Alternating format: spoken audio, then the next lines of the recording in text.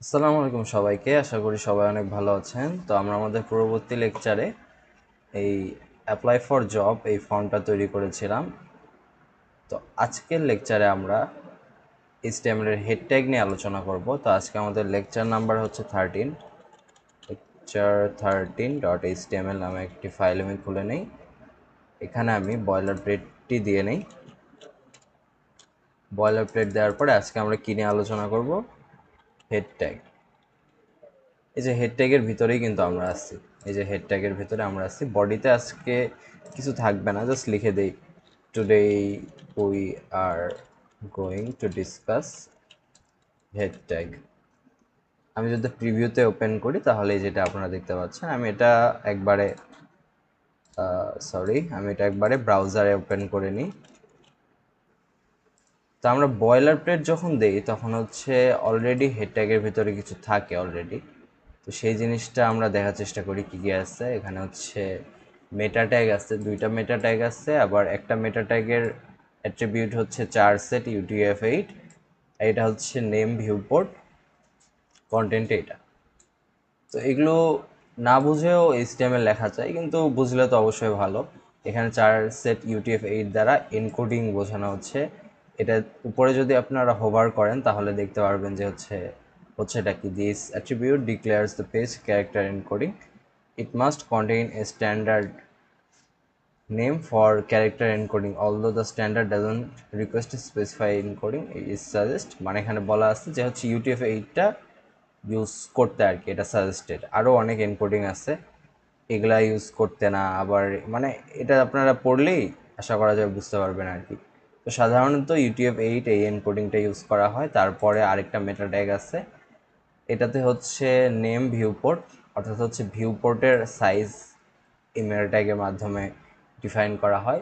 এটা হচ্ছে ডিভাইসের রেসপন্সিভনেস এর জন্য এটা করা হয়। Content with is equal device with, এর অর্থ হচ্ছে আপনি যে ডিভাইসে হচ্ছে আপনার ওয়েবসাইটটা দেখাবেন সেই ওয়েবসাইটটা যেন সেই ডিভাইসের উইথ অনুসারে হয় আর কি। মানে মূল কথা হচ্ছে ডিভাইসটা যেন রেসপন্সিভ হয়। ল্যাপটপে দেখালে একরকম হয়, আবার হচ্ছে ফোনে দেখালে পুরো উইথটা নিয়ে যেন ফোনের মতো হয়।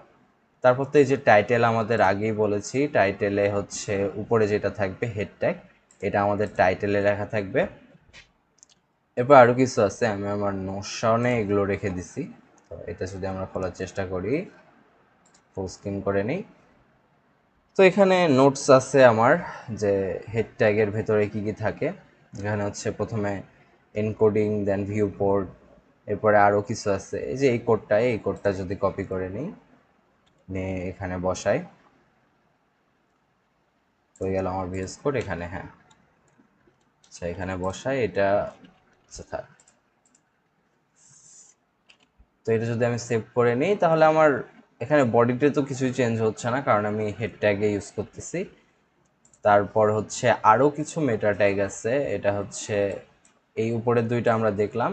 এরপরে হচ্ছে এই যে এই লাইনটা হচ্ছে IE ইজ ইকুয়াল এজ, এটা হচ্ছে ইন্টারনেট এক্সপ্লোরার, যেটা মাইক্রোসফটের একটা ওয়েব ব্রাউজার, যেটা আগে ইউজ হতো, এখন হচ্ছে ওটার নাম মাইক্রোসফট এজ হয়ে গেছে। কিন্তু কারো ডিভাইসে যদি না, এখন নাম হচ্ছে হ্যাঁ, এখনও এজি নাম আছে, এখনও এজি নাম আছে।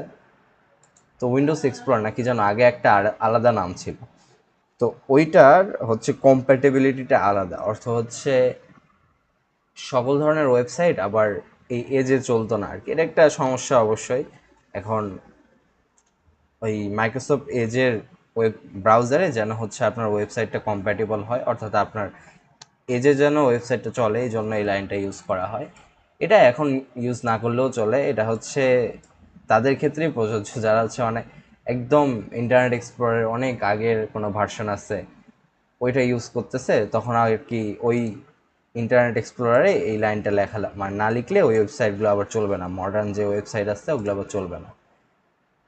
তো এগুলো সাধারণত আমরা দিই না, দিলে অবশ্যই ভালো, আপনার ওয়েবসাইটটা স্ট্রং হবে আর কি। তারপর একটা আছে হচ্ছে এখানে হচ্ছে নেম, দেন হচ্ছে কন্টেন্ট, এটা হচ্ছে ডেসক্রিপশনের জন্য, ফর সার্চ ইঞ্জিনস, অর্থাৎ হচ্ছে আপনি আপনার ওয়েবসাইটটা যখন কোনো সার্চ ইঞ্জিনে যেন শো করে, সেই জন্য আর কি এই ডেসক্রিপশনটা দেওয়া হয়, যেন ওয়েব ক্রলারগুলো আপনার ওয়েবসাইটটা খুঁজে পায়, যেন মানে সোজা বাংলায় হচ্ছে গুগলে সার্চ দিলে যেন আপনার ওয়েবসাইটটা আসে, এই জন্য এই নেম, কন্টেন্ট মানে ডেসক্রিপশন এগুলো দেওয়া হয় আর কি। এরপরে আরও আছে কিওয়ার্ডস। আচ্ছা, তো এখানে সিনট্যাক্সটা কিছুটা এরকম, মেটা ট্যাগ ডিক্লেয়ার করার পর আপনি হচ্ছে নেম দিবেন, মানে কোন জিনিসটা আপনি এর পরে লিখতে চাচ্ছেন, এরপরে কন্টেন্ট দেবেন, নেম দেন কন্টেন্ট। এখানে হচ্ছে নেম ডেসক্রিপশন, আর ডেসক্রিপশনের কন্টেন্ট হচ্ছে this is description of the web page, এটা গেল। দেন হচ্ছে নেম, নেম হচ্ছে কিওয়ার্ড, দেন কন্টেন্ট হচ্ছে এই যে এই ট্যাগগুলো, অর্থাৎ এই কিওয়ার্ডগুলো দ্বারা যদি সার্চ দেন তাহলে আপনার ওয়েবসাইটটা যেন সামনে শো করে, এটা হচ্ছে বুঝাই দেওয়া আর কি। এরপর আরও আছে অথার, এরকম অনেক অনেক মেটা ট্যাগ আছে। এই মেটা ট্যাগগুলোর ইউজ করার একমাত্র কারণ হচ্ছে আপনার ওয়েবসাইট যখন কেউ সার্চ দিবে, অর্থাৎ সাপোজ আপনি একটা ওয়েবসাইট বানাইছেন যে হচ্ছে মাই ওয়েবসাইট, এখন কেউ যদি গুগলে সার্চ দেয় মাই ওয়েবসাইট, মাই ওয়েবসাইট নামে তো অনেক ওয়েবসাইটই থাকতে পারে, তাই না? তো আপনার ওয়েবসাইটটা কেন শো করবে, কি কারণটা কি? সে যদি এর সাথে আরও কিছু বিষয় অ্যাড করে দেয়, যেমন হচ্ছে কেউ মনে করেন সার্চ দিছে গুগলে যে হচ্ছে ওয়েট, গুগলে কেউ সার্চ দিছে যে হচ্ছে মাই ওয়েবসাইট, দেন হচ্ছে কিছু ট্যাগ দিছে, মনে করেন HTML CSS এগুলো দিছে, তো এগুলোর ভিত্তিতে হচ্ছে ওয়েবসাইটটা আপনার উপরে শো করবে যদি এগুলো ম্যাচ করে। মাই ওয়েবসাইট নেম ম্যাচ করতেছে, আবার হচ্ছে আপনার ট্যাগ ম্যাচ করতেছে, এরপর অথর ম্যাচ করলে সার্চে আগে আসবে। মূল কথা হচ্ছে সার্চে যেন আপনার ওয়েবসাইটে আগে আসে, এই জন্য এই মেটা ট্যাগগুলো ইউজ করা হয়। আর এটার আলাদা একটা নামই আছে এই সাবজেক্টটার, এটা হচ্ছে এসিও অপটিমাইজেশন, এটা হচ্ছে সার্চ ইঞ্জিন অপটিমাইজেশন, মানে এই টপিকটার নাম। এটা একটা ভাস্ট টপিক, এটা অনেক ক্ষেত্রেই অনেকভাবে করা হয়। যেমন ফেসবুকে আপনার কন্টেন্ট হচ্ছে সার্চ ইঞ্জিন অপটিমাইজ করতে পারবেন, সেটা হচ্ছে মানে বিভিন্ন ট্যাগের মাধ্যমে। এটা একটা কি স্টাডির বিষয় যে হচ্ছে আপনার কোনভাবে কি ট্যাগ ইউজ করলে বা হচ্ছে কি ডেসক্রিপশন দিলে আপনার ওয়েবসাইটটা আগে শো করবে। তো হেড ট্যাগে আপাতত জিনিসপত্র এগুলাই, আরও কিছু জিনিস আছে হেড ট্যাগে, সেটা হচ্ছে লিঙ্ক। লিঙ্ক দেওয়ার পর হচ্ছে এখানে যদি আপনার নিচে টানেন তাহলে অনেক কিছু লিঙ্ক দেখতে পারবেন, অ্যাটম, CSS, ফেভাইকন, এগুলো হচ্ছে ডেসক্রিপশনও সাইডে দেওয়া আছে। এটা হচ্ছে অ্যাটম, দেন হচ্ছে সিএসএস দ্বারা যদি ক্লিক করেন আপনি তাহলে হচ্ছে একটা স্টাইল শিট লিঙ্ক হয়ে যাবে। তারপরে হচ্ছে আরও আছে ফ্যাভাইকন, এটা আপনাদের একটু দেখাই। favicon.ico, এটা হচ্ছে আপনার ওয়েবসাইটে যে এখানে একটা ইমেজ থাকার কথা, সেই ইমেজটা যেন শো করে, সেই জন্য এটা দেওয়া হয়। আচ্ছা, আমি যদি এটা সেভ করে, আমার ব্রাউজারে তো অলরেডি ওপেন ছিল তাই না? আচ্ছা, তো favicon পাওয়ার জন্য অথবা জেনারেট করার জন্য যেটাই চান সেটা হচ্ছে favicon.io, এই ওয়েবসাইটটাতে আপনাদের ঢুকতে হবে। এরপরে কনভার্টার অথবা জেনারেটর, আমি জেনারেটরে যাচ্ছি, কনভার্টারেও ঢুকে আপনারা এক্সপ্লোর করতে পারেন ওখানে কি আছে। তো এখানে জেনারেট ফ্রম টেক্সট, তো একটা টেক্সট দেই, সাপোজ আমার নামের প্রথম অক্ষর হচ্ছে F, তারপর এটার ব্যাকগ্রাউন্ড রাউন্ডেড, ফন্ট ফ্যামিলি আছে যেটা আছে সেটাই রাখি, ইমেজ ভ্যারিয়েন্ট, দেন ফন্ট সাইজ। এটা দেওয়ার পর যদি আমি ডাউনলোডে ক্লিক করি, favicon.io, এই যে এটা আমার চলে আসতেছে।